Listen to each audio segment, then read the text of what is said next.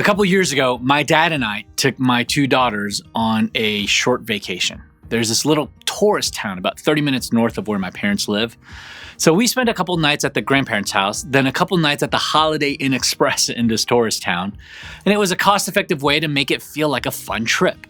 My oldest daughter has an incredible talent of assuming that things I plan are going to be 0% fun and then having an absolute blast while they're happening. But then once it's over, it's like she develops amnesia and forgets that it was fun. I don't get it, but sometimes I feel like half of parenting is not getting it. Am I right? Or am I right? She wasn't at all excited about going on this trip. She assumed that it was going to be completely lame, boring, and to be honest, my expectations weren't high either. I hadn't been to this tourist town since I was a young kid. And although I don't remember much about it, the memories that I did have weren't necessarily blissful. The trip was probably filled with me complaining about how boring the trip was. Either that or my daughter gets her amnesia from me. Yet against our expectations, we all had a great time. There was so much in that little town that kept my girls, my dad, and me entertained. We've all probably done this before. We experienced something that we assumed was going to be less than great, and it ended up exceeding our expectations. We've certainly had the opposite happen. Things we thought would be great fell short of our hopes, but that's another talk for another time. Sometimes we expect the worst, or we expect nothing at all. Isn't this how we can also be with God, though? There are situations where we have zero or such low expectations that He'll help us or do anything for us. This could be for a number of reasons, but let's talk about a few. Things haven't changed for a long time. Maybe there's a situation that we hoped would improve, and it simply hasn't. Or maybe it's gotten worse and we're worn out. Maybe we've prayed about it a lot and our prayers haven't been answered the way that we want. So we've lowered our expectations when it comes to God. We've suffered for a while and now we're giving up hope. We're losing faith. We've seen Him do things for other people, but we don't believe that He'll do it for us. Or maybe we've forgotten what He's done for us in the past, or we forget what He's done for people who we care about. If all of us really dug into our lives, we could probably all give testimony of blessings that God has given us, our kids or our parents, but we also seem to quickly forget about some of that. In the Old Testament, we learn about the Israelites, the group of people God had chosen to be His, and He led them out of captivity in Egypt. Then He miraculously parted a large body of water and gave them safe passage from their enemies, but they quickly forgot how God had showed up for them. The book of Psalms puts it this way. Then they believed His promises and sang His praise, but they soon forgot what He had done and did not wait for His plan to unfold. Isn't that how we can be at times? We thank God when He comes through for us, but then we quickly forget and move on to the next worry or struggle. We think we've messed up too much. We're pretty sure that if God were going to help us, we've missed that opportunity. If we had our act together, He would have done something for us by now, but we don't. We're all too aware of all the places where we're messing up. Because of that, we've lost all expectation that God will do big things in or through our lives. So we believe in God, we believe He can help us, but we don't necessarily believe that big things can happen in our lives.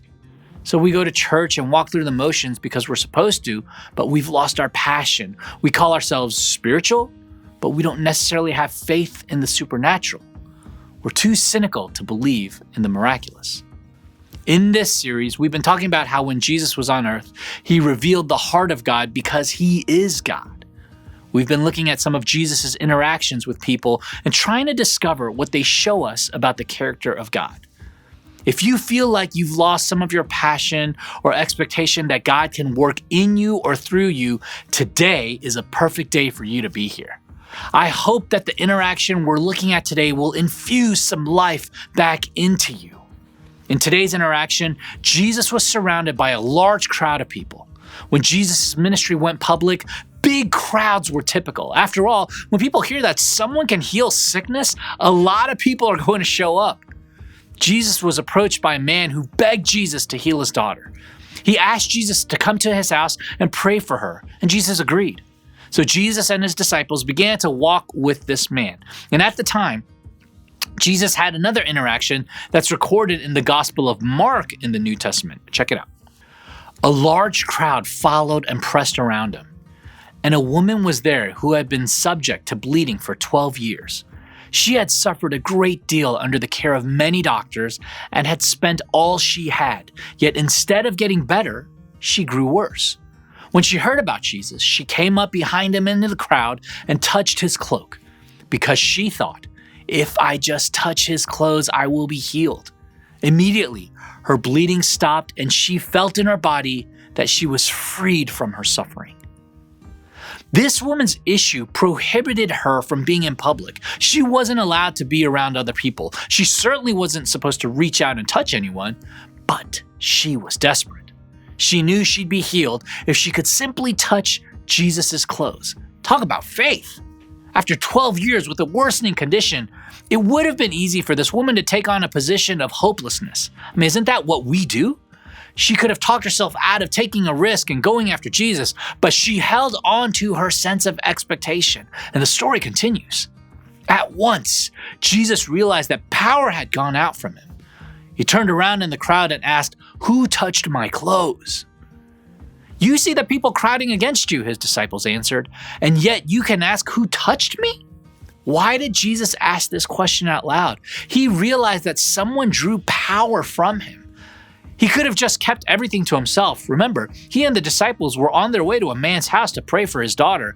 It wasn't exactly a convenient time to try and pick out one singular person out of the mob, but Jesus had a reason.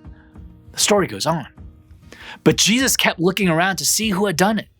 Then the woman, knowing what had happened to her, came and fell at his feet and, trembling with fear, told him the whole truth. Uh-oh, busted. Why was she afraid? Well, wouldn't you be? There was a transfer of power from Jesus to you, and now he was calling you out. I don't know about you, but I'd be terrified. Jesus knew that he had healed her body. Now he wanted to heal her heart. Look at this beautiful conclusion. He said to her, "Daughter, your faith has healed you. Go in peace and be freed from your suffering." Jesus noticed her. He looked her in the eye and treated her with compassion and respect. He acknowledged her faith because he wanted her to recognize the importance of it.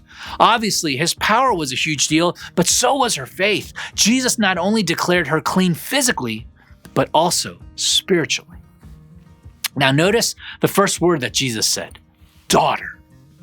A word of intimate family love, daughter. It was a title that very few people would have given to themselves in relationship to God, but Jesus came to show God's heart, and he's a loving father who notices his children. Later in the New Testament, John wrote this, "See what great love the Father has lavished on us, that we should be called children of God, and that is what we are." As his children, God loves us. He notices us. He sees our suffering. He hears our prayers. The heart of God is sensitive to our suffering. Whether we're hurting because of something wrong we've done or something wrong that's been done to us, God loves us and sees us. And because of that, we can have faith and expectancy in him even when we're hurting. You may have a dire situation like this woman did. Or things may be going well for you right now. Either way, I believe that there are things we can hold on to in the midst of our challenges. We can also do these things ahead of time to prepare our hearts in case we face suffering in the future. So if you resonate with what we've been talking about too, here are a couple things we can learn from this woman and her story. Number one, we can reach towards Jesus. I love what James 4:8 says. Come near to God and he will come near to you. This is for all of us, whether we're suffering right now or not. Choose to deliberately touch Jesus today, whether it's through prayer, worship, reading the Bible, serving someone else, or giving. Look for a way to connect with your Father. He loves you. He wants a relationship with you. He wants to help you. When everything else was lost, this lady pushed through all kinds of barriers to reach her hand towards Jesus. We can learn a lot by following her lead. And then number two, we can keep our minds filled with truth and our mouths filled with faith. Notice that Jesus didn't say to the woman, "My power has made you whole." He said, "Your faith has made you whole." Our faith is a big deal. We shouldn't face our struggles, our giants, our mountains, our issues with our mouths closed. Let's spark our own faith. Let's speak words of faith. If you and I want truth to speak and think about, then we need to deliberately fill our minds with it. If we trust our own thoughts, they'll fail us. We need to be proactive and give ourselves plenty of ammunition to work with. This happens as we search for truth and repeat it out loud or in our minds. And as we do, we can build our expectancy and our faith. The heart of God is sensitive to our suffering. He sees it.